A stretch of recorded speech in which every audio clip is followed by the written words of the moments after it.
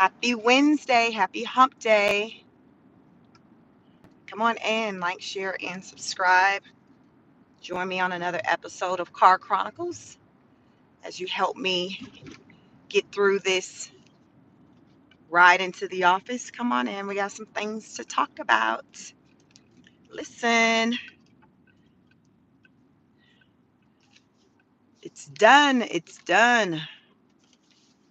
All things big and beautiful. Big, beautiful Bill Act. Come on in. Let's talk about it.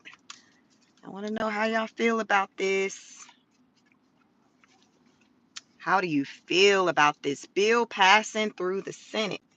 What they said, after like about 24 hours straight, I think they sat in the room working through it. Come on in. Let's talk about it.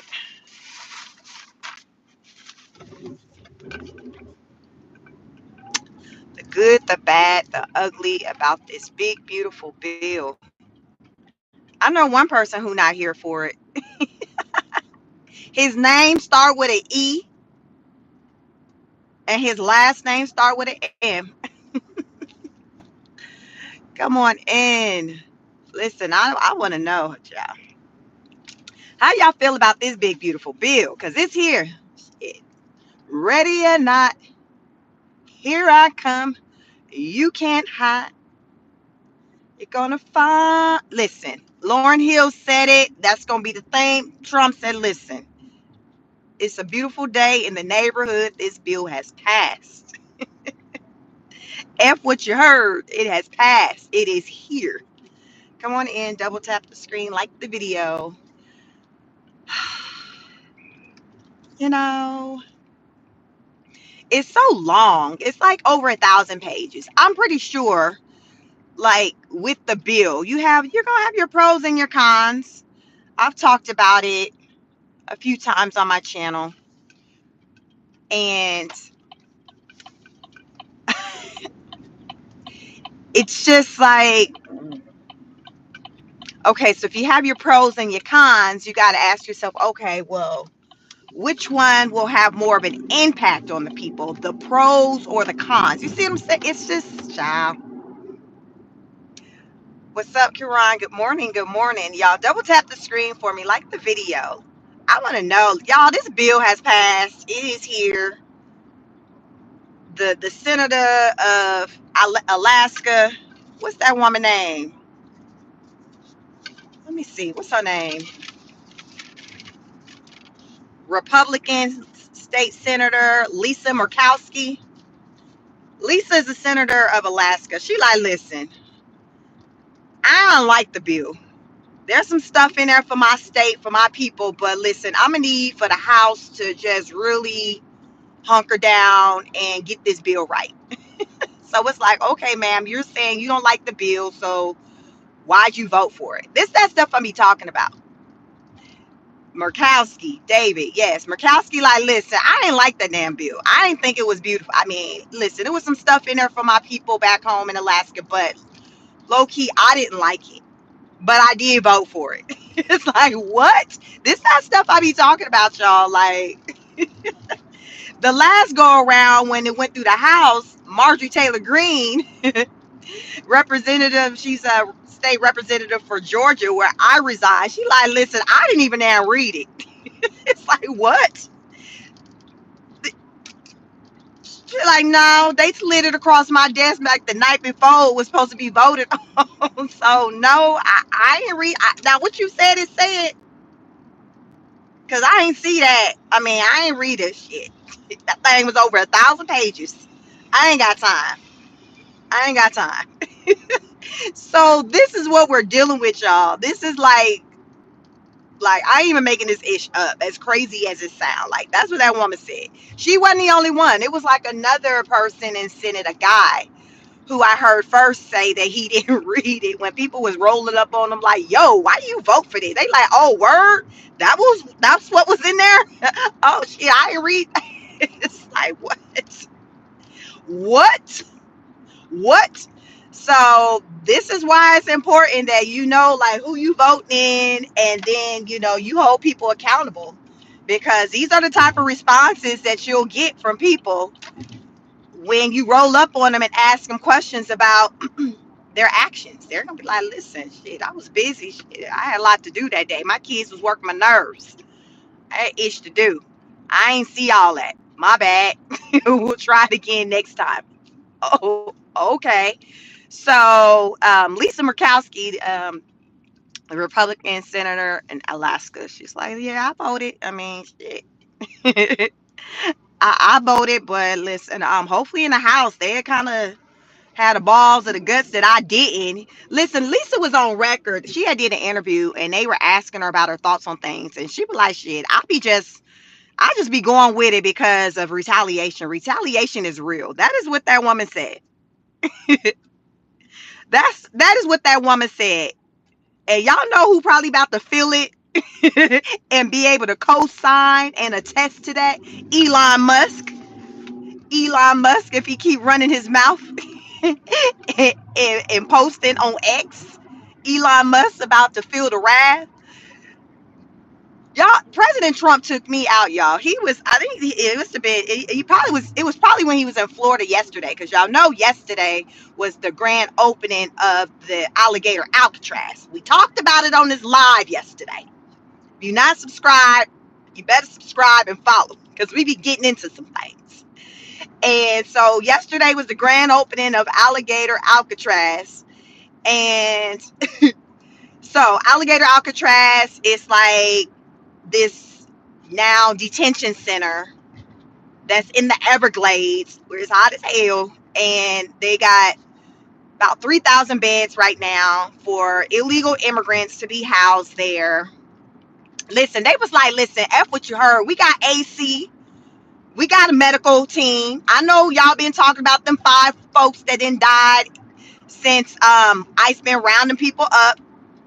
But listen, Tom Homan said folks die every day. You got people that die in state penitentiary, in the county jail. He said, if anything, we be saving lives, because a lot of these people we be rounding up, they be having whole medical situations going on.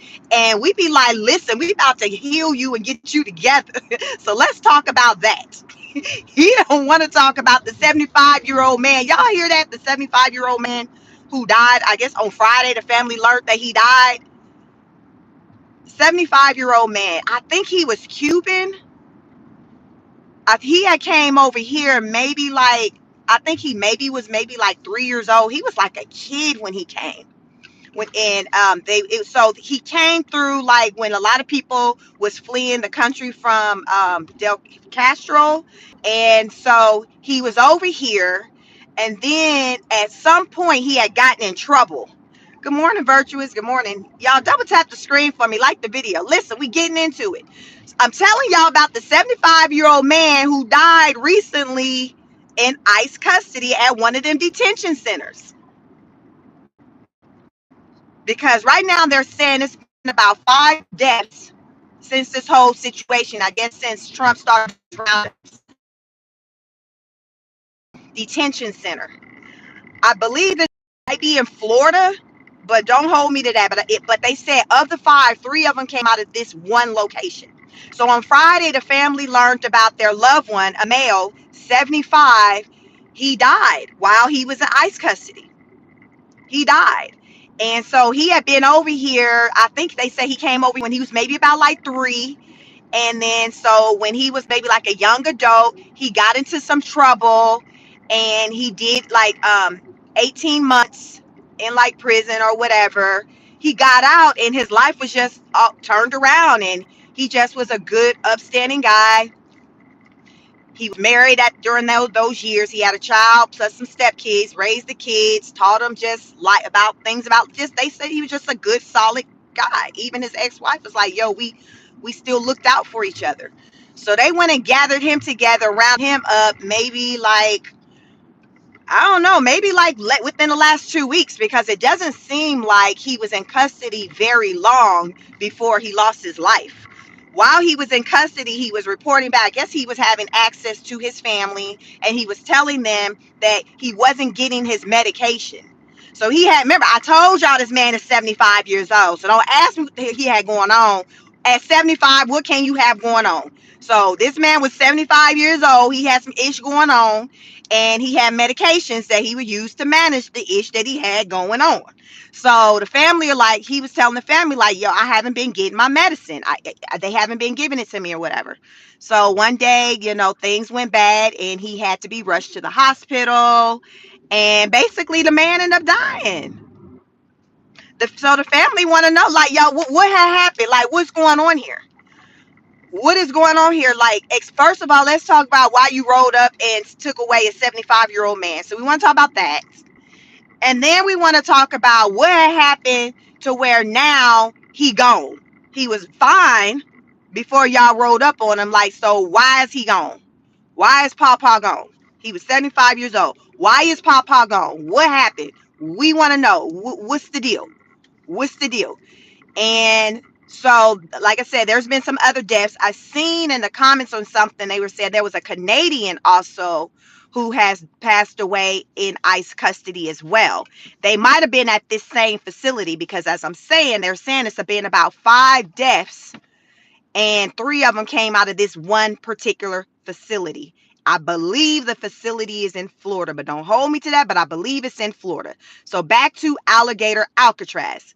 Alligator Alcatraz, I did get the chance to see for the first time yesterday, like what it looks like in the inside. And they have bunk beds. So it's bunk beds with just 2. It ain't the 3 situation. See, when I grew up, we had the little 3 situation. It was two bunk beds, one on the top, one on the bottom, and they have a total of 3,000 of them. They said they have medical. They have medical there. You're getting your food. Like, they like, listen. You're gonna be Gucci over here. You're gonna be good. You're gonna have all your needs met. You ain't gonna want for nothing other than your freedom. But outside of that, they like, you gonna have, what you need to survive up in here. Just don't be trying to go outside, because that's just not what you want, because they got them alligators and the snakes out there. Trump gave some little tips on survival tips on just in case you feeling froggy one day and you want to pop out and go outside unattended on your own. Trump said, all right, so let me tell you about these alligators that's out here. Y'all, I'm not making this issue up. This is what that man said, along with some other stuff. So he got to talking about the alligator. Like, yo, with Trump, is this like, why we got these people out here? Like, is the alligator situation, is this the highlight of the situation? Trump was like, well, yeah, this is a plus. Let me explain something to you. Let me help those who do decide to try to escape. Let me just tell you how you can increase your chances of survival. Y'all listening? Double tap the screen. I'm going to tell y'all what President Trump said. Here's what he said. So he said, peep game. If you manage to get out and you're trying to escape, Father God, don't be trying to run straight. Y'all know how in the movies they be trying to run straight. Trump said you can run straight if you want to. That's not what you want. Trump said, don't be running straight. Listen, I'm giving you a tip. You need to go like this. Trump says you need to go like this. Don't go like this. You go like this. That's if you manage to make your way outside. If you're feeling froggy one day, you like, F this for the birds. I'm about to go see something. Trump said, go like this. Don't go like this. You got to go like this. This is what he said. He giving tips. I be telling y'all better tune in. Y'all better tune in when that man got the camera in front of him. He was giving life-saving tips. Now, this life-saving tip I done gave you when that man said go like this instead of like this, that's going to increase your chance of survival by 1%. 1%. So many of you might be like, shit, I'll take it. Shit, give me that extra 1% for survival. Because if you're going like this, player, you're not going to make it. But if you can go like this, that's going to increase your chance by 1%. So that's what Trump told them people in front of the camera yesterday. So listen, he like, don't say that I ain't never tried to share something to help a brother out. Listen, help me, help you. Help me, help you. So that was Trump's message yesterday. along with Elon better sit down. Elon, what's up, Dr. J? He said Elon needs to sit down. He told them people, this is what took me out, y'all. Double tap the screen, please. Good morning, happy hump day. We talking. Let me tell y'all what Elon, so that was the message to the illegal immigrants. Remember, don't run like this. You got to go like this. I know y'all seeing damn movies. They go like this, then their asses, they fall, and then they just gone.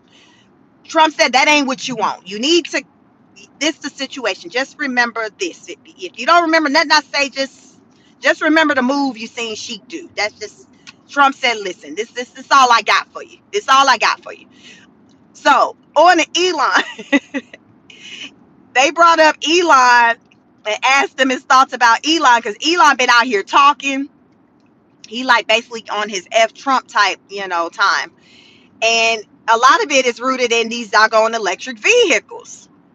Because at one point, I think it was the state of California had learned some years ago that they were trying to implement a law or something that was requiring the residents to have electric vehicles. I think that was a part of one of the agendas, maybe the agenda 2030. But basically Trump, within that big beautiful bill, because child is over 1,000 pages, so don't ask me what's all up in there, because I don't got them. I know some stuff, but I don't know all of it. But I know what's not in that bill. What's not in that bill is it being a requirement for people to have an electric vehicle. Also, what's not in that bill is, I think, like tax cuts and things like that for people maybe who do have the electric vehicle. Listen, Elon is in his feelings, because Elon like, if I done bought you this election, and you know the terms, the terms of me putting that money online. Because let's talk about it. What do you all think came with Elon investing the amount of money that he did into the Trump campaign? Do y'all think that there was any type of agreements or trade-offs? Because Elon invested like a lot of money into the Trump campaign. I cannot remember the exact amount, but I feel like it was in the trillions, but I know it was a crazy amount of money. It was more money than anybody else had invested in their campaign. But remember, he's the richest man on the planet. So Elon is feeling a certain type of way because he's feeling like Trump didn't hold true to some of the things that was promised to him, much of centered around the electric vehicles, the EV, electric vehicles. Trump's like, yo, like, I told you from the jump that, listen, it wasn't going to be like that. People going to have to be able to have options. Like, we wasn't going to be making people have to drive around in these vehicles. Do y'all remember, like, some years ago where when him and Elon, the first time they didn't like each other, Trump was kind of bad mouthing the electric vehicles. Y'all remember that? Trump was going on record talking about, I don't want no electric vehicles. I think this was going back to maybe back when he was running, maybe that last time, 2020, maybe around that time. But I saw on record where Trump was like bad mouthing electric vehicles, because I think Biden was on some tip on trying to put some things, force people to get electric vehicles. And I think it was starting in like California or something. I feel like, because y'all know it always gets damn popping off first in California. If it ain't California, it's New York. It's one of them Democrat states. I live in Georgia. So I'm from California, but I currently live in Georgia. I've been living in Georgia since 96. So Trump was like, nobody want no electric vehicle. Like, so when Elon and Trump became bros and Trump started kind of caping and, pushing his vehicles, and even was advertising his vehicles on the green lawn, like he had a car dealership out there in that camp. I got to thinking like, my, we've come a long way from you, Trump, being kind of like an anti-EV to now you pushing and encouraging for people to go out and get them one. Because y'all remember Trump purchased one. There was maybe about 3 or 4 of them on the lawn in front of the White House, and Trump took a liking to the really pretty red one. I liked that one too, of them all, and I peeped that it was the cheapest one. And Trump was like, "Yo, I'm gonna buy this one. I'm gonna buy this one. Y'all need to go get you one." And this was coming off of the news centered around people jacking and vandalizing the Teslas, and Elon taking like big L's on his bottom line. So I felt like, the world knew what it was. I mean, Trump was like, let me try to help the man, help him out and try to help advertise and push his product, because he over here helping me out. We got this Doge going on. And meanwhile, his brand is taking a hit. So people saw it for what it was. It's just like he's just trying to help him out. You could tell Trump didn't have no interest in buying an electric vehicle. Word on the street is it's still parked outside. Like, it's just been in the same spot. So he was trying to help a brother out, like, all right, then, I feel bad. He done came here, try to help us out, and his branding took a hit. He's still the richest man on planet Earth, but like he really, they doing the brother bad. So okay, but Trump has been on record being not in support of electric vehicles. So Trump is like, yo, Elon, you knew what it was about. I told you that I just listen, electric vehicles, like, everybody ain't shit. Everybody don't want an electric vehicle, which is true. What I want to present to you all, or I want to get you all to thinking about, is, do you believe that Trump was that direct with Elon Musk last year, a year ago, or whatever, about the electric vehicles? And the day he were to become a second term president, what how he would create policies centered around electric vehicles? I'm just asking, because from what I'm coming to learn, a lot of their conflict is centered around the electric vehicles, and Trump allegedly or supposedly not holding up to what he promised Elon as it pertains to the electric vehicles. Elon, from my understanding, Elon was on some like, yo, that's not what we talked about. That's not what was agreed upon. That's not what you said. Trump, like, you a lie.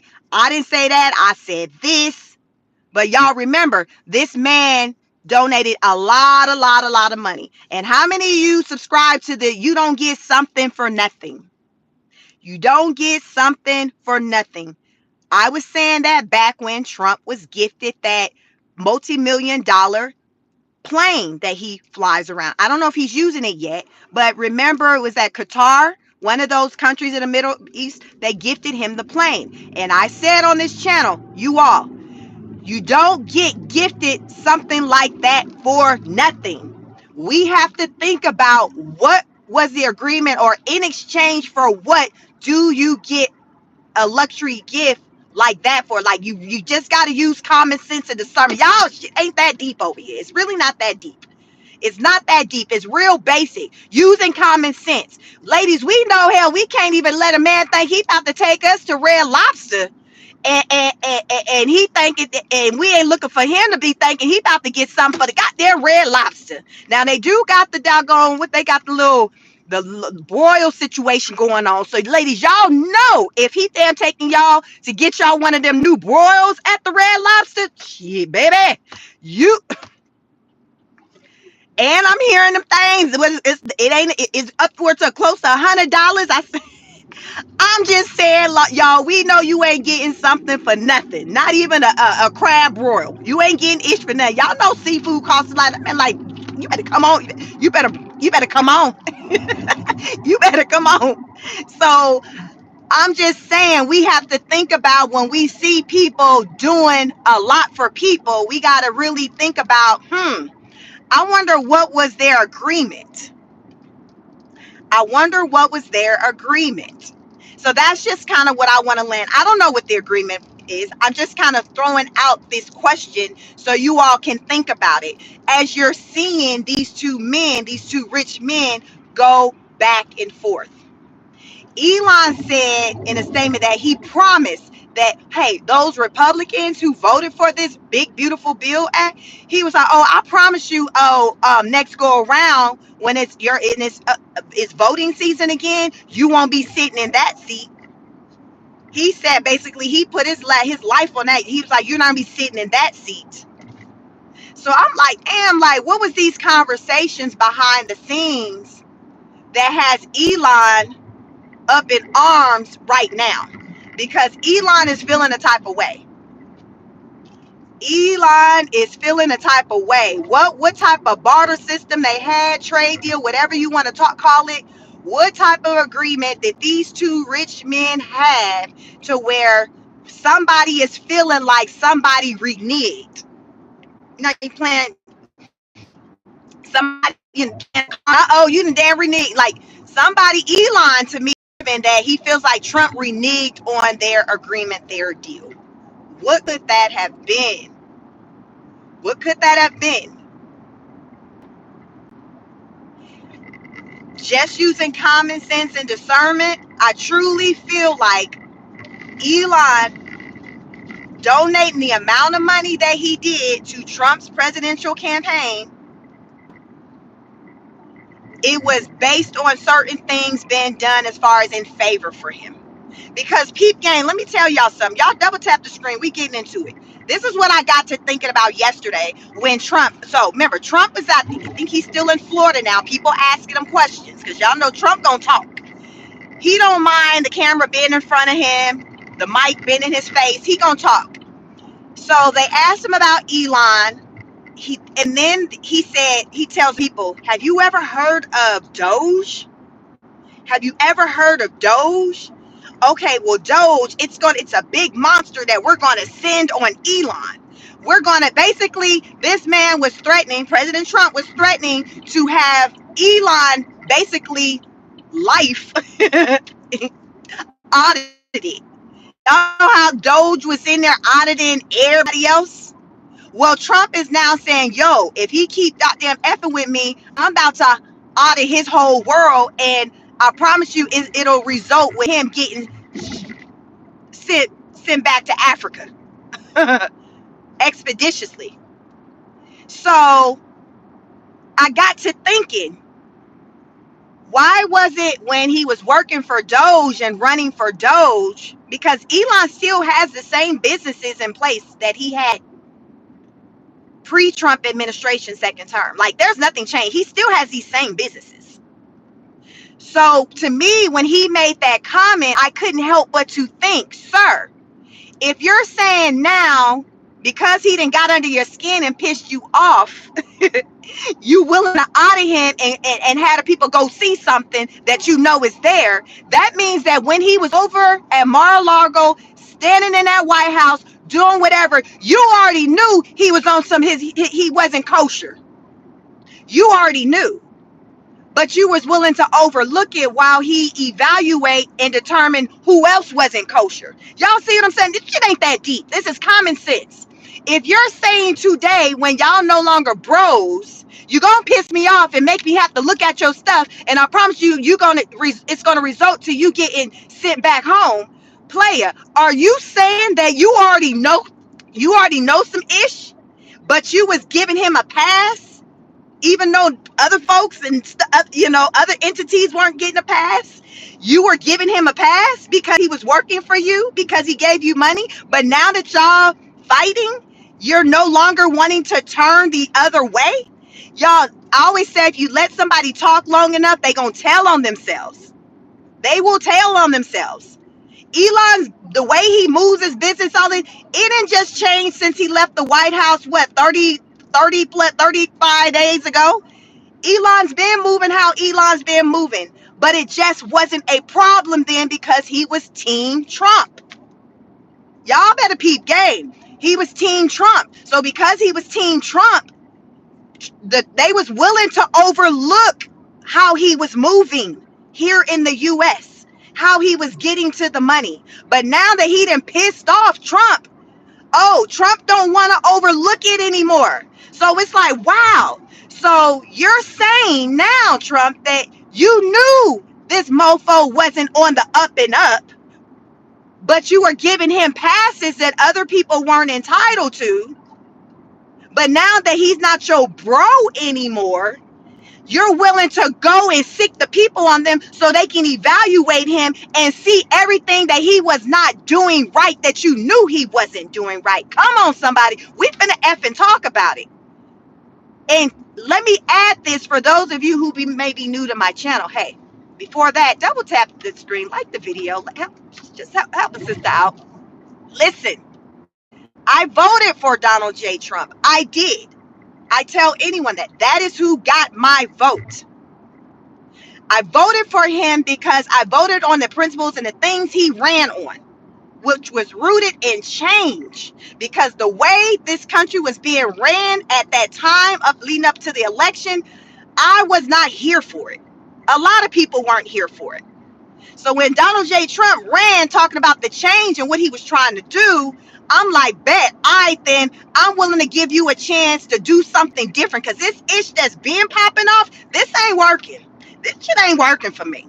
So I'm willing to give you, player, a chance to do what you said you about to do. You say you about to close them damn borders because it's out of control. Bet. You said that you tired of the girls having to play with the boys without having a choice. Bet. Like, I was here for that. That is why he got my vote. I was here for that. Fast forward to 2025, since he's been in the office, he's been making changes, doing things a lot of what he ran on. But then there's some things that he's been doing to where I'm like, I'm not really here for that. And I will talk about it on this channel. I will talk about what I am here for, and I will talk about what I am not here for. I do that regularly over here. That's why some people come over here and they're confused when they just first come in, like, where do I stand? Because I'm very fluid. I'm a conservative. Like, I don't subscribe to one color or the other. I subscribe to what type of time you want. What you talking about? What you talking about today? What you talking about today? I rock with that. What you talking about tomorrow? I might not. This is how I roll over here. So you can't box me in. Because here, the thing that I've learned about life is people will disappoint you, and you're not always 100% with how somebody moves, regardless of who they are. Whether they're your spouse, your partner, your children, people will disappoint you. But that don't mean you throw them away. You just say, yo, I don't rock with what you're doing right there, but I support you, but I don't like that. We need to talk about that. It's like, this is how we rear our kids. You don't stop loving them because they disappoint you, they do something bad. You say, hey, I'm gonna need for you to not do that anymore. I don't like that. Let's talk. That's how I am when it comes to Donald Trump. I don't roll with everything that he do. I'm not in support with there are some things that I don't roll with, and I will talk about it because I can do that because this channel is called Chic Speaks on it. Hence the chic. That is yours truly. So I share my opinion, my thoughts, how I feel about things. That's what I'm entitled to do. That is what I do here. So this is what this channel is about. Me just talking my talk, expressing how I feel on just the various things, the various moving parts of what's taking place in the United States of America. That's me. Welcome to my channel. Like, share, and subscribe. So this is what I do. So when Trump got to talking and making these threats against Elon, I'm like, yo, like, wow, like, okay, you really making it known that you knew what type of time this man was on. You just was choosing to turn the blind eye, turn and look the other way. But this is no surprise, because this is what people do all the time, especially the rich. They're going to look out for each other until the person no longer is a benefit to them. How about that? People in general we'll see in life will be team whatever until you're no longer a benefit to them. So that's how I looked at that situation with Trump and Elon. It was very eye-opening when he started kind of making those comments, because I know it hasn't been too long since y'all was bros. So this man has not changed drastically with how he's been moving as a businessman. You're now ready and willing to speak on it. You always knew that he was on that type of time when it came to how he was running his business or what he wasn't doing that was kosher. He didn't threaten to deport the man. He wasn't, when they was bros, he wasn't threatening. Under what regard are you now threatening? Under what? He threatened to deport him. Why now he can get deported in July, but in April, when everybody else was getting rounded up to be deported, he was Gucci? What happened? Oh, because he pissed you off? So is this what we now doing to where, okay, somebody being deported is going to be based off of somebody's feelings or emotions at that time? Like, what we doing? Like, what is the checks and balances? Should he always have been deported? Let's talk about it. Did he always qualify to be deported? Because when he was still in the working for Trump and doing Doge, I was hearing talks about Elon and deportation and how he shouldn't be over here. I was hearing talks about that, but I never took a deep dive to learn and get into all that to see the ins and outs of that. But I was hearing people talk about it. So now that he's no longer associated with the White House, now Trump wants to acknowledge, it seems, that there is some type of way or qualification to have that man deported. This is that issue that I'm talking about when it comes, like, I'm all for deportation. If you ain't here the right way, you here illegally, you got to get the hell on. But what I'm not for is the cherry picking, for you to be selective on who must leave versus who must stay based off of, what type of job you do. Okay, are you in agriculture? Are you in hospitality? Are you in construction? I don't like that. If you're here illegally, then you got to adhere to the laws, and then you got to roll up out of here. For example, before I started this live this morning, I was listening to this story with this lady from Iran. Child, they done rolled up on her at her crib with her husband and 4 kids and put them cuffs on her and deported her back to Iran. They were staunch MAGA, flags everywhere. They tell you on the camera, yeah, this is who we voted for. So mind you, they done rolled the wife up out of here. So she's not being interviewed, but they talking to the husband, right? Y'all, this shit was so crazy. I ain't never seen nothing like this before. So they talking to the husband. MAGA, he's like, I'm hard. I roll for MAGA. I got the flag. Listen, that man, y'all, looked to them camera people. They was like, do you regret your vote? That man was on some time like, well, no. I mean, sometimes I be wondering like, wow. But at the same time, I mean, shit, it is what it is. Y'all, why everybody in them comments about, y'all, he done dropped a dime on his wife. He done sold her out. That man did not have, like, I said, this man don't even care that they done came up and rolled up and took his wife. The kids crying, and I'm thinking as I'm watching this, listening to the story, I'm like, these babies don't know they about to get a new mama. The way this man was handling it, he was like, yo, I'm still Trump support. Like, sir, they done rolled up and took your wife. And he on some shit, MAGA forever, Wakanda forever. He on some MAGA forever. And wife, she on the phone. You know how you do the collect call from the penitentiary? She on the phone talking through the phone from Iran or wherever the hell she at. The kids damn crying, head laid all up on the table. Daddy sitting up there on some Wakanda forever, MAGA forever type damn stuff. I said, babies, y'all don't know. Y'all about to have y'all new mama. Y'all are about to have y'all new mama. I'm all in the comments on the video because that's what I like to do. I want to see what the people got to say. Them people in there talking about his ass and called and reported that woman. He must have got sick and tired of her ass and said, you got to go. Trump, we got one. Trump, we got one. Come and get her ASS, because he did not listen. He was like, shit, it is what it is. What? This man was on some time on like, shit, it is what it is. You win some, you lose some. I said, well, I'll be damned. I said, I will be damned. He was like, shit, she ain't the last of the Mohicans. Like, this what? Ralph, why you letting, he was like on some, she ain't the last of the Mohicans. I'm about to go to Red Lobster. They got the crab boil special. I'm about to go see if I can find me another woman to offer to buy her a crab boil at Red Lobster. Listen, Linda, listen. Listen, Linda, listen. I ain't making this ish up. I am not making this ish up. These are the type of times people dropping dimes on folks, loved ones and all. Loved ones and all. I'm like, poor babies. All the kids was little. The oldest probably looked maybe 7. All the kids was definitely under 10, four of them. She gone to Iran. She had been here. Well, how old? She had been here since she was maybe like 16. And then while she was here, at one point she caught a charge. See what? Let me tell y'all, people getting caught up with catching charges while they're here. Because remember, I told y'all about the 75-year-old man who had died while in custody. When last Friday, the family learned that he had died while in ICE custody. He also had been over here at some point, had some type of paperwork, got in trouble, lost it. So what's happening with a lot of these people over here, they'll come over here at some point, have some type of documents, but then they get in trouble. And then when they get in trouble, then it's like they lose all that, like they forfeit it, and they're just spending their life trying to get it back. So old girl, the wife, the one that now back home in Iran, if they ain't sent her back yet, they like, listen, the airwaves are open now. The war is over. You can go home. You can go home now.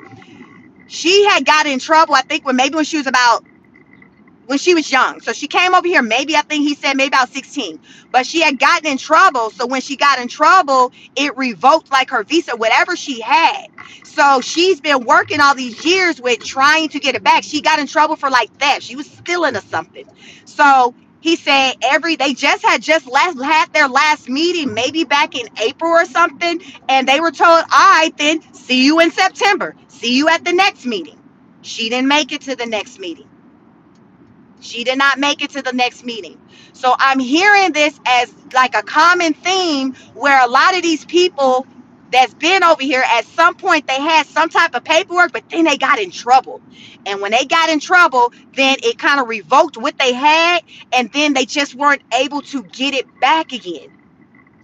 It's the same thing, y'all. Did y'all see a couple of weeks ago that military guy who has served in the military, and they sent him back to where he went? It was one of them Spanish country, Latin countries. But they deported him, and y'all, he was in the military here in the US. And they sent him back. Yes. Because at one point in his life, when he was down bad after he got out of the military, he had got on drugs, basically did something, broke the law, and went to jail, and he got out and changed his life around. And that was like 13 years ago that he changed his life around. So he had been Gucci for 13 years. But they still, I think he had a Purple Heart and everything. They still deported that man back to, I think he might have was from the Philippines. I think he was probably from the Philippines. Um, so yes, I think I'm just trying to recall, but if you Google it and say U.S. vet deported, it's gonna come up. I think he was from the Philippines. And yes, he served in the U.S. military, and they still deported him. But at some point, he had gotten in trouble. He got in trouble. After that, it's just like he didn't have those documents in order like he did prior to when he got in trouble. I'm seeing that happen a lot, y'all. That is very common in a lot of these cases I've been hearing about. Like, it's like you come over here, you break a law, you lose that paperwork, then you kind of forfeit. You no longer have that freedom card anymore over here. That's what I'm seeing, y'all. That is what I'm seeing. That, like, so this man, he says still MAGA forever. He on his Wakanda forever, MAGA forever. Meanwhile, wife got shipped on out to Iran. He there, a single father with 4 kids. He probably already got a new mama lined up for the babies. The babies just don't know that woman they been seeing, that's their new mama, but they gonna find out soon. Cause y'all know these men, listen, he ain't finna be take care of all them 4 kids by himself. He finna go get him a woman to roll up in there to take care of them kids. I told y'all all of them look under 10. So he about to go roll up in Miss Mary. That's about to be their new mama. This the new mama. On some doggone Color Purple type stuff. This your new mama. Some Suge Avery type stuff. You gonna bring somebody home. But he didn't show no remorse. People end up coming like, Lord, he done sold her out. He done sold the wife out. He done placed the phone call and say, I got one. I got one. I said, listen, what do you do? What they say? It be your own people. It be your own. It be your own. It be your own. Y'all, this shit all up in the news. I be coming on here talking to y'all about the stuff that's in the news. But let me tell y'all something else that's in the news. Y'all let me know in the comments anybody from or live in North Carolina right now. Let me hip y'all to the game on the new law that took effect yesterday, July 1st. So what we got today, the 2nd. Today's July 2nd, yesterday, July 1st. Let's talk about the new law that went into effect yesterday, Tuesday, July 1st, in the state of North Carolina. North Carolina, listen, but what's that, Bone Crusher? I ain't heard that one in a long time. North Carolina, let me know y'all in the chat, North Carolina. So, the state of North Carolina got two new laws that took effect yesterday, July 1st. The first is a new tax. It's like a commerce tax. So this tax is going to be on your Lyft and your Uber rides. So think about it as like when you get a bill and you see, oh, my crab boil at Red Lobster. So you see the cost of that crab boil, $49.99. Then you see a line that has taxes, $14. So when you get your receipt for your Uber or Lyft ride, or not even just them, but any type of ride, like transportation type service, so likely like a taxi or anything like dealing with that, there is going to be an additional charge, a commerce charge. So let me break it down, the charge. It's a tax. So think about it as a tax. It's just another line item. You're going to have your Lyft fee, however much they charge you, and you're going to see an extra line item for a tax, starting at 1%. So, you know how when you schedule for a ride, I've never scheduled for a ride where I was open for sharing with another person. Some of y'all may have. I guess they pick you up and then they go pick somebody else up. All right, then. So if you get in a Lyft or Uber, and then so you sign up for the situation to where you cool with them swooping by and picking somebody else up, some stranger, you like, all right, then it's cheaper. Let me do that.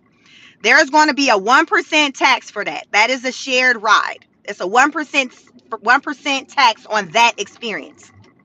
Now, if you book a ride and it's just you or everybody that's coming out of your home, everybody getting in the car at the same time, that's considered like just an exclusive ride.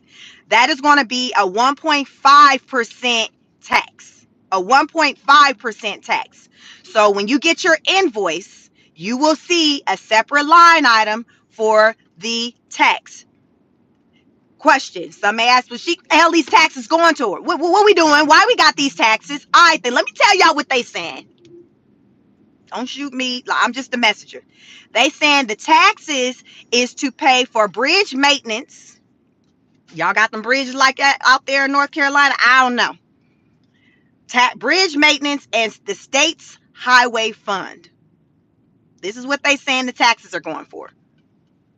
Bridge maintenance and the state's highway fund. So this is in effect already for the state of North Carolina.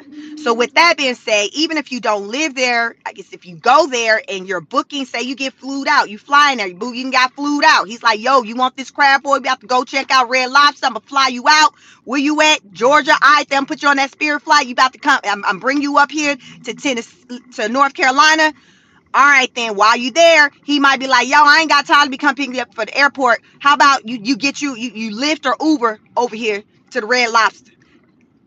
Listen, gas is gassing right now. So getting that Lyft or Uber. All right, then for that experience, that will be minimum a 1.5% tax charge if you opt in to not share that ride experience with a stranger at another location. So that's on that. So factor that in when you asking for somebody for some money for a Lyft ride. Factor in the tax. Factor in the tax.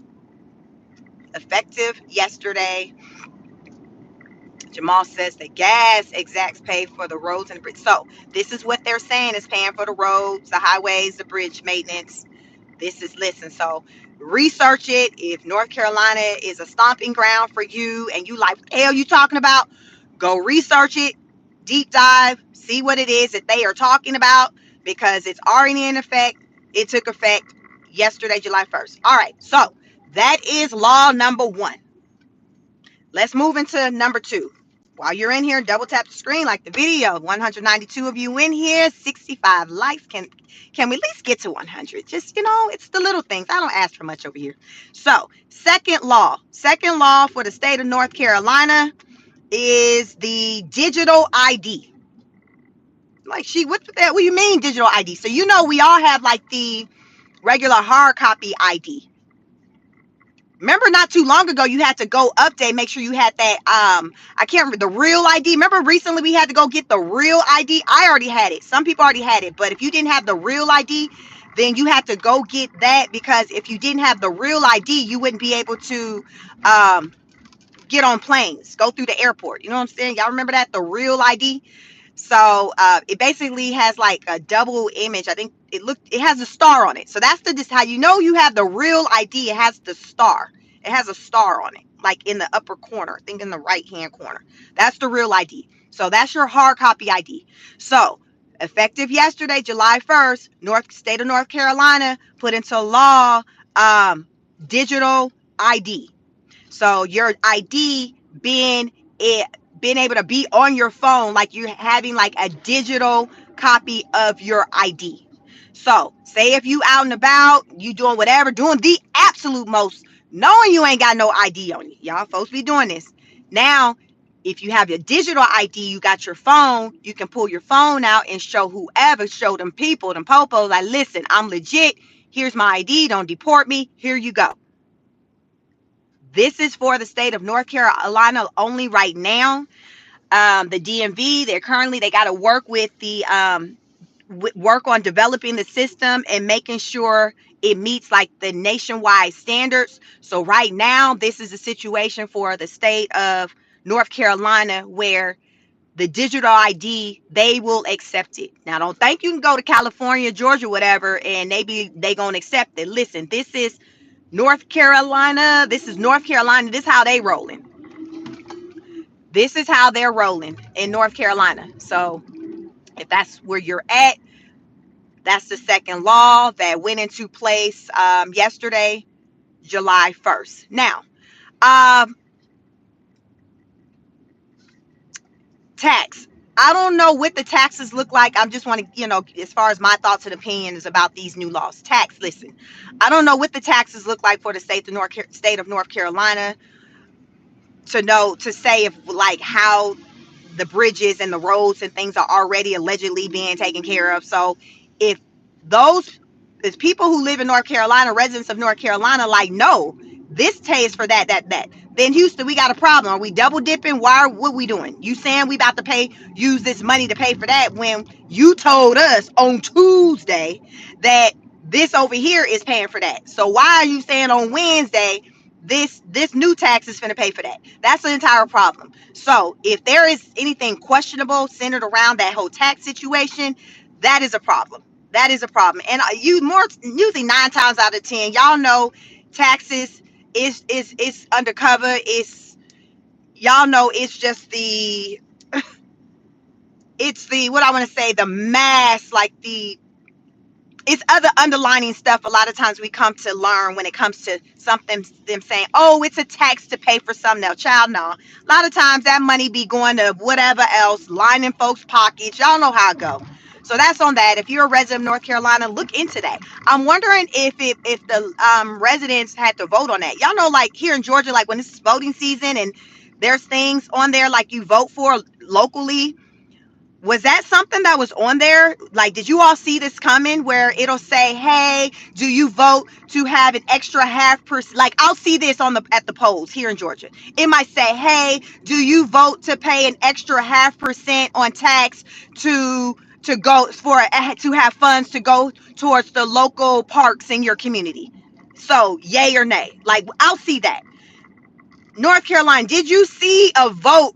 Did you see anywhere on the damn polls recently, back in November, wherever, where it says Do you vote to have a tax attached on to the Lyft, Uber, or like your transportation companies to go towards funding bridges and highways? Did y'all see that? I'm just asking because I feel like this right here, this should have been something that people should have been made aware of and had the ability to vote on.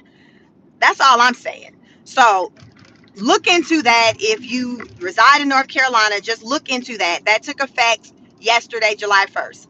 The second law, the digital ID. So to me, I don't look at the digital ID as, I don't see how that's a negative, because I would imagine digital ID, that's just a second way that you kind of like with your debit cards. Like my debit card had gotten recently, like about a month and a half ago, fraud took place on like my debit card. So my bank was like, yo, like the days of you coming into the bank getting a temporary card are over with. You got to wait these 10 days to get you a new one in the mail. But what you can do, it can be loaded in like in your wallet, and you can use the digital. And I had never used that before. I had to learn like how to navigate through that experience. So it was nice to be able to immediately still have access to something. But I'm like, y'all, I'm gonna need for y'all to send me my card expeditiously, because y'all, I'm used to having something that I got. Send me my card. Send me my card. So I don't think that it's ever wrong to be able to have multiple ways of doing something. So if you still have your physical real ID, something that you can touch, cool, Gucci. But if you can have something in the digital form to where, say, sometimes you may be going places, concert, ladies, y'all know sometimes we don't want to kind of take everything, and you be like, like, oh shit, I got to make sure I at least got my driver's license, my ID. So that's something you got to include in your little wristlet, your wallet. Well, with this, it's like, yo, if you got your phone, then it's in your phone. So I don't really see how that can be a bad thing if it's just another way to present your ID.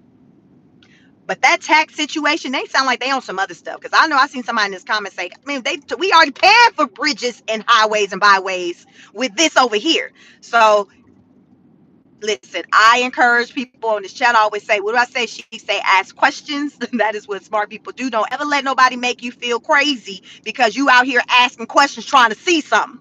You need to ask damn questions. That's why I be on here asking these questions, because this is how you get to enlightenment. Like, this is how you come to know things and learn things. It's through, you have to stop and just ask questions. You have to show interest. You have to want to know, right?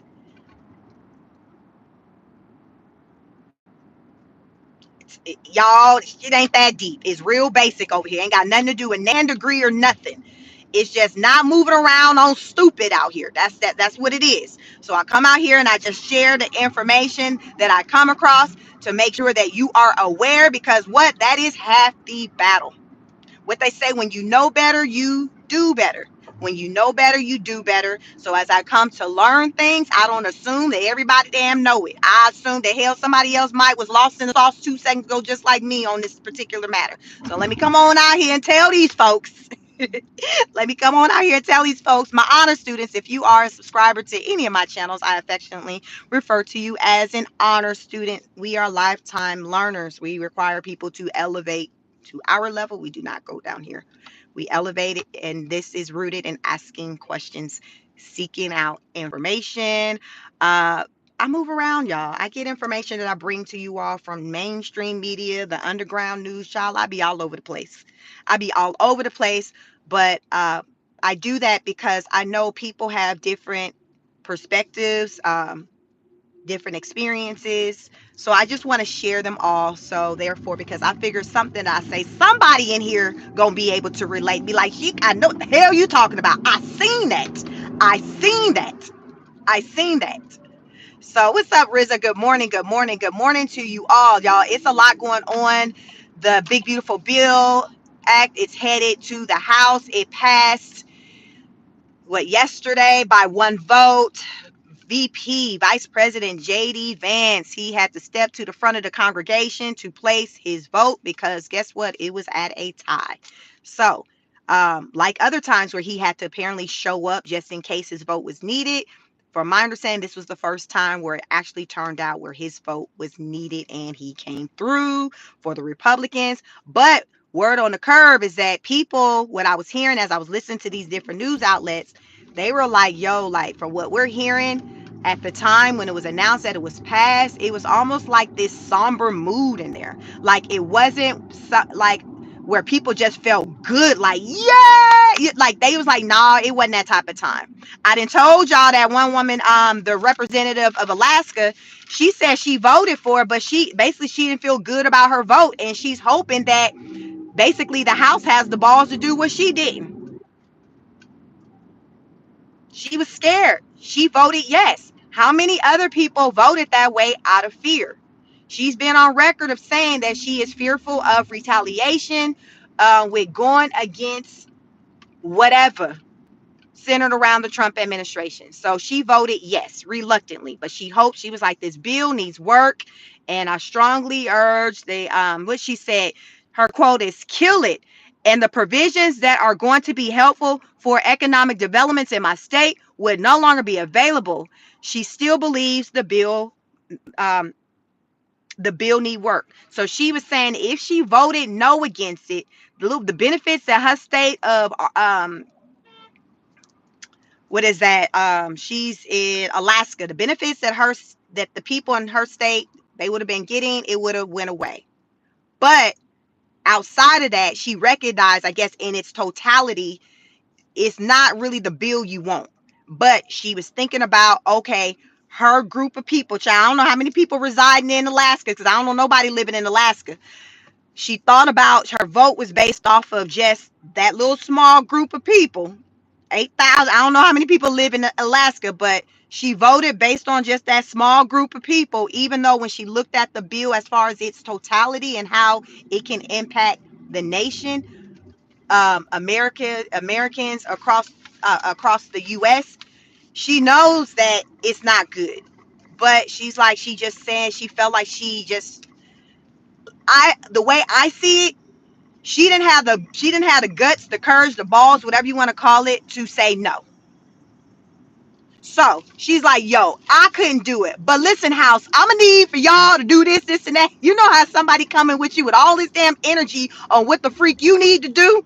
But then they had the opportunity to do all of that and they chose not to. Come on, y'all know y'all got people that's quick to tell you the hell they think you need to be doing what you should be doing and ain't done a mother freaking thing. But though they got all this smoke and all these ideas and suggestions and opinions. Y'all see it in the workplace, in your personal lives. Y'all know. So this woman, to me, that's the type of time Lisa's giving. Like, yo, with the House, y'all need to.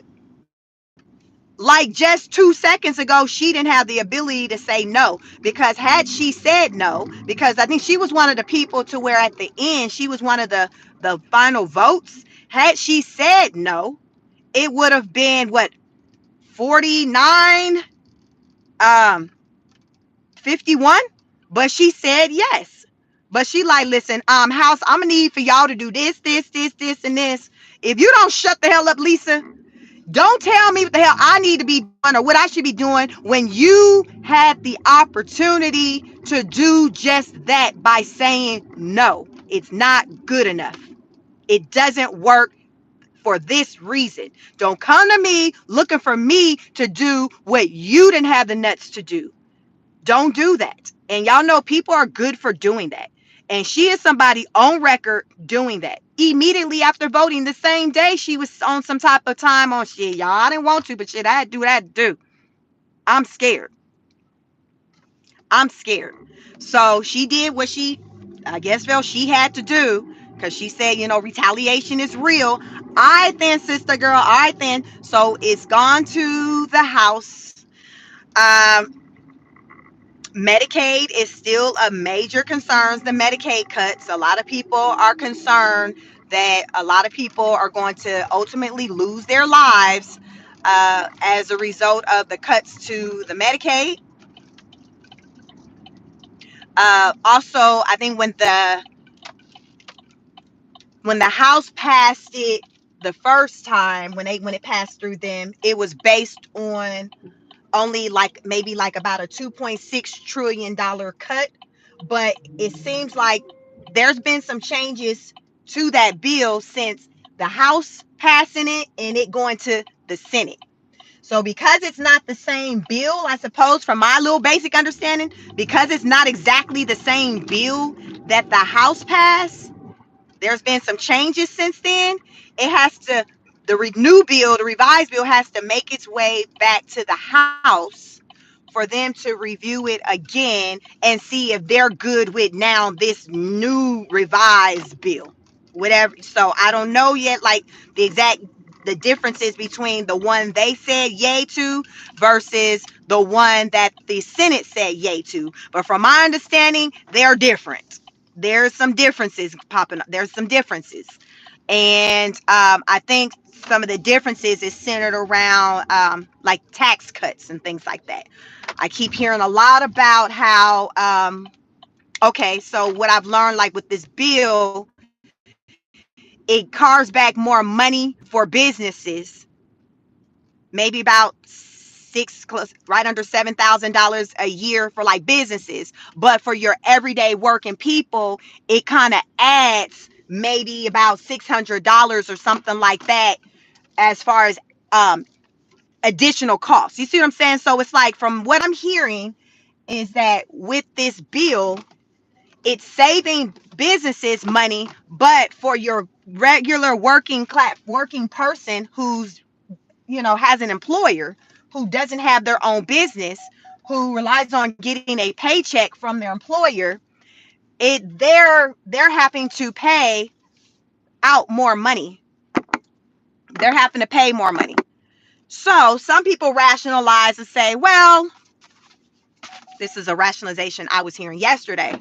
Well, the businesses should be able to save money because they're the ones who basically are making the world go around and paying out, whatever the benefits, the money given, the money in people's paychecks. So yes, it makes sense that they should be able to save more money so they can pour more into their employees. Okay, let's talk about it. Do y'all think that's really what be happening when these companies be saving money? That this savings that they get from said tax breaks, whatever, they then reallocate that money and put it into their employees? I just want to know, because this is how they're kicking it. Like, well, yeah, I mean, it makes sense because they can do more for their employees. How many of you all work for companies and you feel like they can be doing more for you and your teammates, for you and your coworkers? Do you feel like, as you're seeing, because it's public information, like you can see like how your company's performing. A lot of times they'll hold meetings and they'll talk about it. So it's not really a secret. Do you feel like, as you're seeing your company grow, you're taking notice that they're pouring back into you as an employee? Do you see that? Do you see that? Because that's the premise. That's the ideology that, like, people who are like in support of the bill. So a lot of, like, say, Republicans, they're like, like this is the way it should be. They're the one paying out the money, whatever, to have to, keep the world going around. So yeah, they need to be able to save some money. So this is what's being talked about. Allegedly, what they're saying is that those who are in the bottom 20% are taking the biggest hit when it comes to this bill and financial loss. So, but at the same time, they're saying these tax cuts that President Trump had in place for us, they're still in place. But y'all, I'm hearing that these cuts are up to expire or something soon. Something's about to expire. Something is about to expire. I think it's something centered around the tax cuts to the people. And also, the big thing that he was pushing as far as with, like, no tax on the tips. There's something centered around that too, to where it seemed like it's not all that like it's being presented as. It's a lot, y'all, with this bill. It is a lot. And I've gone over it in more detail, being like sitting down, not driving, to kind of go through the kind of ins and outs of it. I've done that a couple of times. But I want to try to do it again soon, so I can see now the cuts are permanent. Official, you say the cuts are permanent. Okay. So it's so much that's being said centered around the bill, you all. That's why I'm like, I need to just try to do a deep dive into it to see what's really going on, because Trump is constantly, his administration is constantly saying there's not going to be an impact to Medicaid. They've said that a gabillion times. They said it's it's not going to be an impact to it. But then you have these other people like, no, that's a whole lie, because by you doing this, it's going to impact this. So that is not true. It is going to be an impact. It is going to have an impact to the Medicaid. So what's the deal? So is there an impact to the Medicaid or is there not? Because most of the time on news outlets, I'm hearing this conversation centered around Medicaid cuts.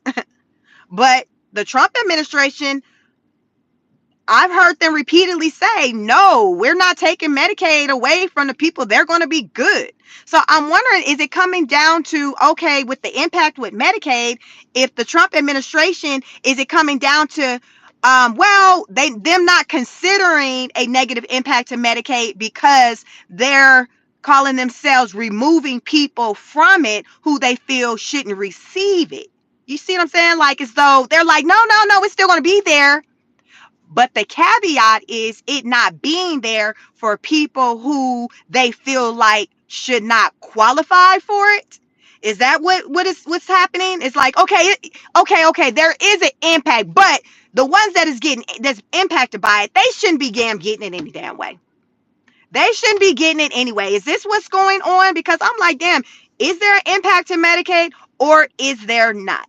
I'm inclined to believe there is an impact to Medicaid. I have deep dived into the Big Beautiful Bill Act, but it was the version that was passed by the House the first time. It was that version. And from my understanding, there has been some changes to it since it went before the Senate. So it's different, which is why it has to go back to the House. It has to go back. So I'm like, child, Lord, like what the hell, what's really going, y'all, it's a lot going on. So Trump like, Elon, I ain't with your ish. I am not with your ish. We got alligator Alcatraz over here that we trying to get on and popping, y'all. They got that place on, up and going in a whole Tony Braxton 7 whole days, 7 whole nights song. Like, it's giving Tony Braxton. Like, that's how quick they got that thing up and running. Motivation, I tell you. But people, y'all listen to this.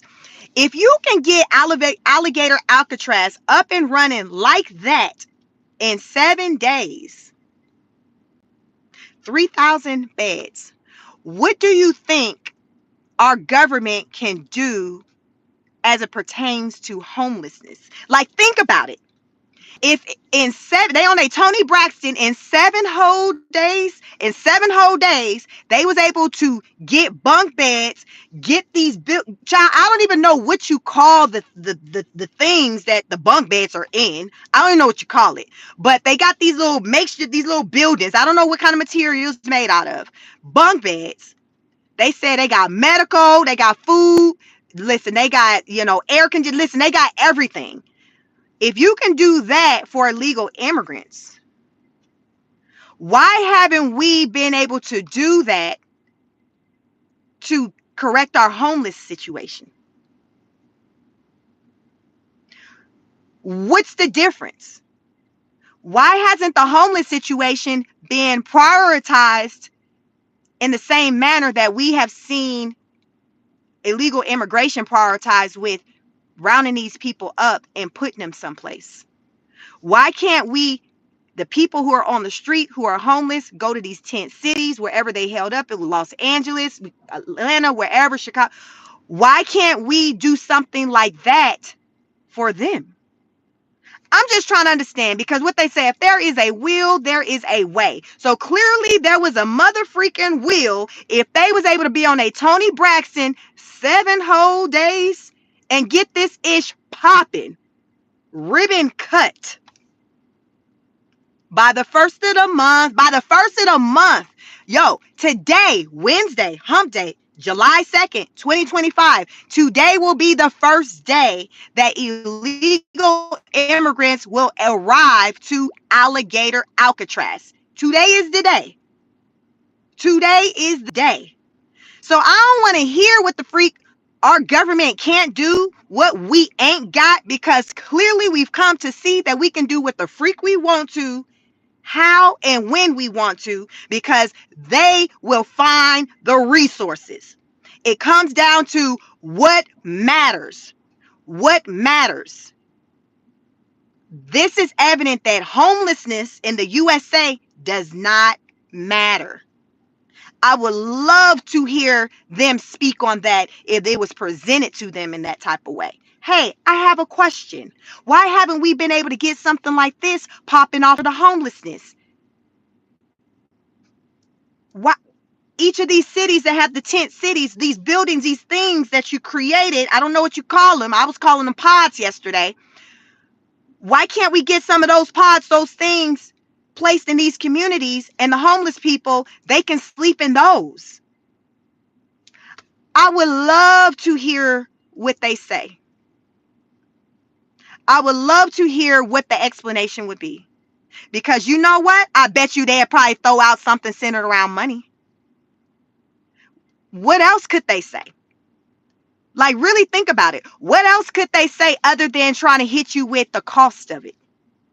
You all, alligator Alcatraz is going to cost $450 million a year to run. $450 million a year to operate. Where that money coming from? Remember, normally our government be on our Tasha K like we ain't got it. They gonna hit you with we ain't got it. That's why we need for you to come on up and pay these student loans back. We ain't got it. That's why these illegal immigrants got to raise up on out of here. We ain't got it. But you know what else that I was hearing? Word on the curb, what I was hearing centered around this big beautiful bill is that there are provisions written in the big beautiful bill to give Social Security to illegal immigrants. How many of y'all are aware of that? Get into that. That is somewhere up in them 1,000+ pages as well. But this is what happens a lot when people slide in things into your life, is because they'll do it through avenues to where they know that it's likely that you're not going to kind of be tapped into. They know it's very unlikely that people are going to be sitting and reading this 1,000+ page document with just bills. It was by design to just make it huge and then just aggressively push for it to go through. Why? Because the faster it's approved, the less time people have to stop and break it down and talk about it and have dialogue. We got to help and get it pushed through. What's the significance of having it done by the holidays? Remember, Memorial Day. Remember, it had to go through the House by Memorial Day. They met that goal. The next goal, going through Senate by the 4th of July. They met that goal. You see the rush? Meanwhile, it's not a lot of time for people to be sitting and having dialogue and going through with a fine-tooth comb to try to see, well, hell, well, what this say? Well, what this mean? I don't understand. He's push it. He's telling them, even if y'all, he told them last week, even if y'all got to pull all-nighters, cancel vacation, I need for you all to push this through. And so for what I've learned is that it took more than 24 hours straight for them to push it through. Why the rush? Why the rush? Because you got to help them push it through so people don't take time to really be going through it, to kind of go through with a fine-tooth comb to really understand and ask questions, asking all them questions. Remember, I say smart people ask questions. Smart people ask questions. So it's like, no, we don't need them people asking questions. She all on the internet telling them people to ask. We need to get this through. We ain't trying to answer no questions. We talk after the fact, after it's approved. Just know that this is what we need. Just know it's a beautiful bill and it's going to help everyone.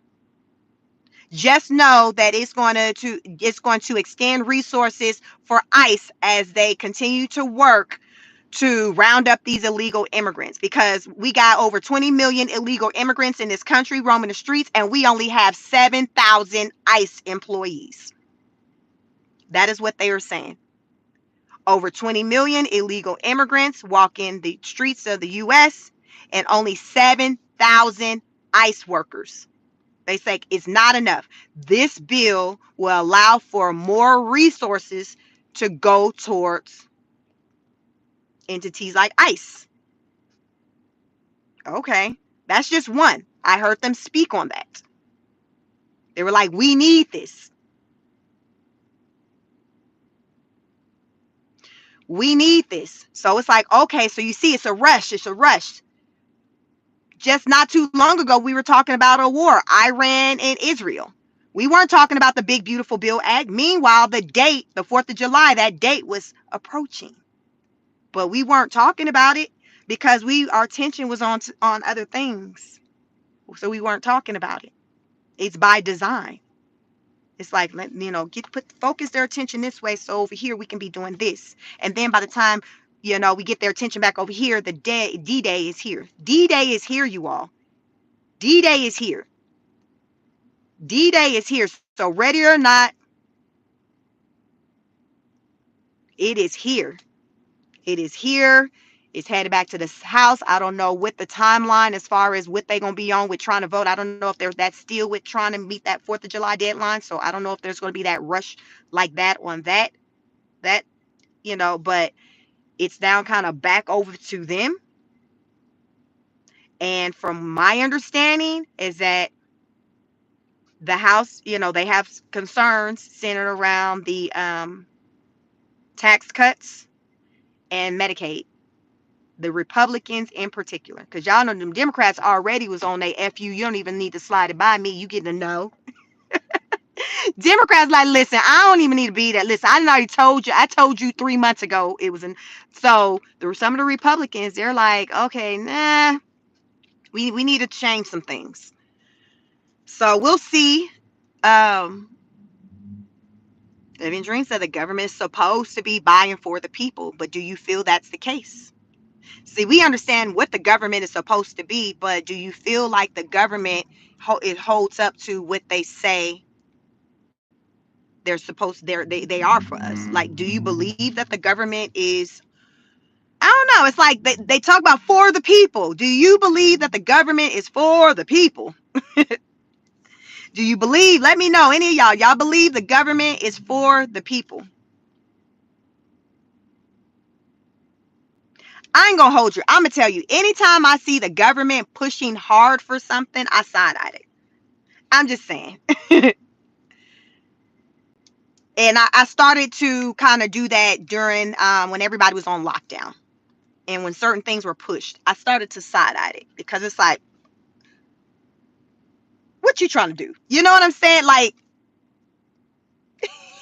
I was on some type of time of, you ain't been giving a damn about me and mine, so why are we caring now? Why are we caring now? What do you need me for? What do you want? You know, your kids kind of come and they brush up on you. Hi, what you want. That's how I felt about the government, when everybody was lockdown. Like, you said you care about me and my people, and we really need to be doing this, and that. Really? Well, what have we done lately to have you give a damn about us and preserving us and our life all of the set? Like, that's the type of time I was on. Like,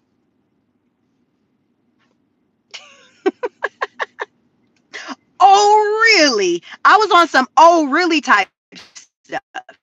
So that's how I am. Like, if you pushing too hard, then I'm on some like, you doing too much. You doing too much. Y'all ever see people who lay it on super thick into where you like, okay, because you coming off to you already know it's something that's not right with it, because it's not natural. You like, nah, you like, there's something don't feel right. It's not natural with how you coming at me, how you approaching me. You doing it in a way to where you ain't really been trying to check for me like that. I didn't know you for been walking around this office with you for 2 years. Now you all up in my face, care about my opinion. What you need? What you need? You need me? And you'll come to learn they need you to vote for some, support them on something. They trying to, they want you to maybe do a referral or a recommendation. Y'all know. So when you're able to peep game, you can peep game regardless if it's in your real life, personal life, politics. Game is game. Game recognize game. You can peep game. I peep game. So I've been peeping game since like 2020, y'all. I ain't new to this. I'm true to this. I be peeping game. That's why I say when you listen, you let somebody talk long enough, they'll tell themselves, you'll learn, you'll hear some things. And that's what I do a lot with Trump. And as he get to talking, and right now with Elon and these threats, I'm like, okay, I see what's going on here. You've always been aware of what's up, Tim? Game, period. You always been aware of what type of time Elon's been on. And you always knew that it wasn't on the up and up. You always knew that it wasn't on the up and up. But because what he was doing, it was serving you at the time, you chose to turn the blind eye and look this way. But now he done pissed you off. He done pissed you off. You like, F that. I'm telling everything. I'm dry sit. I'm telling everything. Y'all know how people do. People will dry sit. Y'all know, people will ride for you until they don't. They will ride for you until they don't. Piss that person off. That's when you really finna see what you working with. You finna really, how you know you really had a solid one is if y'all have a falling out and they know some stuff on you, but it still never comes out. Y'all just agree to move around, go y'all different ways, but you still never learn that they done sold you out. They just said, F it, I'm going my own way. That's how you know when somebody's a real one. Because just because somebody's not rocking with you like that no more, don't mean they're not a real one. Y'all just don't rock. Y'all don't do each other no more. But how you know somebody is a real one is when y'all get into it, and if they start talking, they just put it out there. That's when you know what you was working with all along. And they gonna show you that they ain't never even liked you. Y'all ever find somebody where you get into it and they just start letting it out and you come to see like, damn, you ain't never liked me. You ain't never liked me. You ain't never gave a damn about me. You ain't ever gave a damn about me. Because now that you didn't have your way, you're now telling me, you're saying all these things. This is how you've been feeling. So let's talk about it.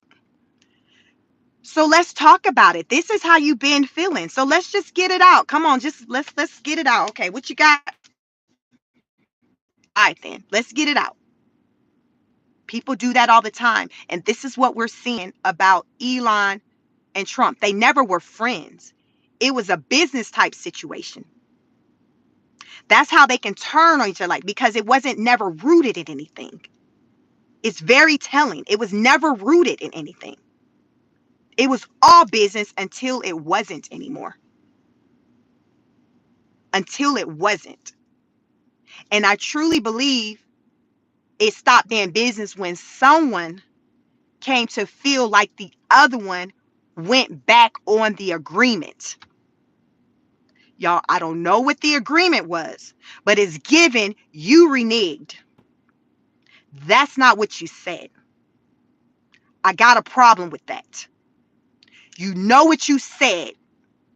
That ain't what you said. Stop it. I'm going to air you out. I'm pissed off. This is what all of this is giving y'all. Somebody is in their feelings because somebody broke the agreement. Somebody broke the agreement. Somebody feel like they're being played with. Somebody feels like they were used. Who is that? Who's feeling those feelings? Who has those emotions? Is it Elon? Is it Trump? Somebody feels used. Somebody feels like they got to get revenge. They got to get their get back, and they're literally going to die on the sword doing it. Jack says both. This is what happened when it wasn't built on a strong foundation, when it wasn't a friendship. Marlene, you said, ha, you say, I say both. Both are feeling slighted. I'm just saying right now we see two men that are acting very emotional. And for someone like me, it's very telling, and there's a story behind it. And I'm seeing through it. You all, what I'm talking to you all about is just me on the outside looking in. You know how like you outside of a situation and you can just see it for what it is? It's so clear. It's so clear that these men had an agreement and somebody went back on the agreement. Some of you say both of them went back. Some may believe one person went back. But somebody believes that the other party did not hold up to their part of the agreement. And they have a problem. Now, Trump, he's the president of the US. He's flexing his power. He's like, yo, keep on keeping on. I'm going to ship you up out of here. But here's the thing, you all. Elon was around Trump for what, about 6 months almost? He was living, I don't know if you all knew, he was living, him and baby X, they were living at Mar-a-Lago. Think about all the information that Elon Musk knows. Do you think Elon Musk been in those rooms for all those months? He walked away not knowing ish that can blow up, that can end a whole bunch of stuff. Like, really think about it. Think about the information that he became aware of just by being in the room. Y'all think that man ain't got some information that he can release? Y'all think this man ain't gonna be on some time? Don't start none, won't be none? Big bank take little bank. Do y'all think this man ain't gonna be on some time to say, oh, do that if you want to? Because I got my ace in a hole that I'm gonna slap hard on the table the day you try to do that. I got proof. I got receipts. Elon's not an idiot. You don't get to be the richest person of all the land being an idiot, a village idiot. You might not knew that today before Hump Day Wednesday, but I'm letting you know, you're not getting to where Elon is on being an idiot. So right now, what I see is these men calling one another's bluff because Trump's on some type of time on keep talking. I'm a ship over yonder. Elon's on some type of time on play it shit. I then bet do what you got to do, because you know what? I'm going to definitely do what I got to do. And it remains to be seen what that is going to mean. What is that going to mean? Because Elon right now on some type of time of listen, I ain't got listen. I know I got all these kids to live for, but at the same time, he moving like hell, like he ain't got a damn thing to live for. Elon on his nuck if you like, they both like, I ain't never scared. I ain't never scared. Like, these are two rich mans, y'all duking it out. The Bloods and the Crips, I always said the Bloods and the Crips ain't got nothing on the politics. The Blues versus the Reds and the politics, the Bloods and the Crips, money ain't long enough. They money ain't even long enough. They money don't look like the Republican money, the Democrat money. When money is involved, what they used to say when Beyonce and when Solange went upside Jay-Z head in the elevator, they said, and I think Beyonce might have said something in the lyric like, when you got millions, billions in the,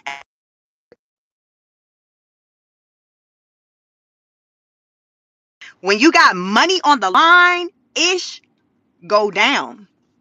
So that's play. Them street gangs, oh, that's play. What we seeing with Elon and Trump, big child, this is the big dogs. This is literally, you get your drink, your popcorn, and you sit and be like, now what you about to do after he just said that? Because he just said he about to send your ass over yonder, and you going back to where the goddamn giraffes, the elephants, the monkeys, the chimpanzee, all of them, he's sending your ass back over there. He's sending you back over there. So what? No. So Elon, what you got to say? Because he done told them folks at the alligator Alcatraz that he about to send those. Like everybody looking because y'all, we ain't never seen nothing like this. The rich versus the rich. So we ain't even dealing with a bully of a rich person going at somebody who ain't got no money who can't fight them. Neither one of them are dependent on the other in that type of women that come to finances. So they like both on they who gonna check me boo type energy. Child, listen, I'm just watching. I come out here, I talk about it. I report on it. Marlene says, I wish Elon the best, but he needs to chill. I'm with you on that. I'm with you on that.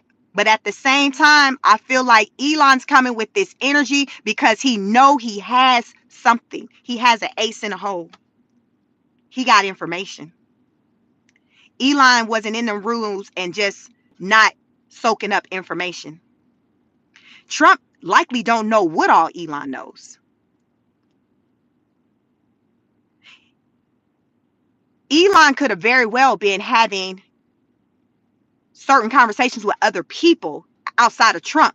So where you know how you get buddy and you strategic, you like how to shoot the breeze with people and have little lighthearted conversations and people get loose lip. Don't get some alcohol involved. Folks get loose lip, start talking, and next thing you know, they done gave all the tea. People do it to me all the time. So those of you who are new to my channel, my background is clinical mental health counseling. So before I got my degree in that, I have a master's degree in that, people would just talk to me. Like they just lay it all out. They just would do it because, my personality, I'm like, shit, all right then, what you say you got going on? I'm just one to help people. So right now, like people will just tell me all their little business. They will. I don't go around telling it, but they just do it. So you just never know what information somebody has because somebody like me, I know a lot of information about a lot of people. And it's just that they were just comfortable with talking to me. So who's to say Elon don't know a lot of information about things because they just got comfortable talking to him. He was around for months. He was one of them. He was one of them. I'm just saying, y'all, don't sleep on Elon. We know we can't sleep on Donald J. Trump, but it's going to be another episode of Solange and Jay-Z in the elevator. And listen, when you got billions, just be saying when you got billions in the elevator, ish go down. That's what she said. When you got billions in the elevator, ish goes down. When you got billions in the U.S. streets, ish goes down. On that note, I need to let y'all go. Listen, y'all. I done told y'all the game. Now you take it and do what you need to do with it. But I done told y'all don't. I'm gonna say when y'all come over to my little corner, you gonna leave knowing more than the hell you knew when you came. I'm gonna get you to thinking. But just sit back, see how it all plays out. Ocean says, same with me. I went to school, got a PhD in psychology. People love to talk about their life, and I don't ask for it. Exactly. You never know what somebody knows. That's why you got to be careful with how you move and how you treat people. How about that? Lesson of the day. Be careful with how you treat people. Because what they say, the same ones you see or you pass going up, you're going to pass them coming down too. I'm sure Trump never thought in a million years that he would be in a situation to where Elon would have one up on him.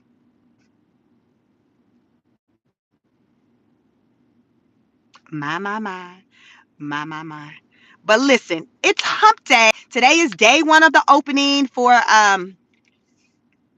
alligator Alcatraz. Today they will be sending illegal immigrants there, so I'm sure that probably will make the news. I will definitely tap in and come back and just talk about it because it's here. Alligator Alcatraz, it is here. And for what I've learned, other states and like, yo, we can do some too with I think Alaska talking about we ain't got alligators but we got bears.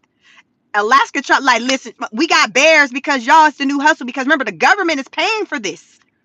FEMA is footing half the bill for the $450 million that it's costing to run alligator Alcatraz. This is the new hustle, as I talked about on previous lives, like the jail systems. Remember, over years we talk about it's the money hustle, the jails, the prisons. That's money. It's a hustle, money. The plan to put our kids, our babies, our black kids, our brown kids in these systems. It's a business. The new business is the detention centers. That's the new business. So now you got these cities, these states like, yo, listen, we got some land over here. Come holler at us. We can hold some people over here. Living the dream said private prison industry complex. This is the new plug. People literally have left their industries in Texas, where the number one place where detention centers are, to get into the business of detention centers. I reported on that months ago. Y'all better follow me, because I promise you, what you hear me talk about, you ain't gonna hear nobody else talk about. And it's not lies. You can go look up anything you hear over here. That is a promise. You can go look it up. This is the new plug, the detention centers. People are trying to get in on this. You know how they be having them state fund them contracts you try to bid on? This is that. This is that. Y'all know that land that they're using for alligator Alcatraz, they took that from the state. Like, they took that, the government. What is that? Probably was this. So would that fall under eminent domain?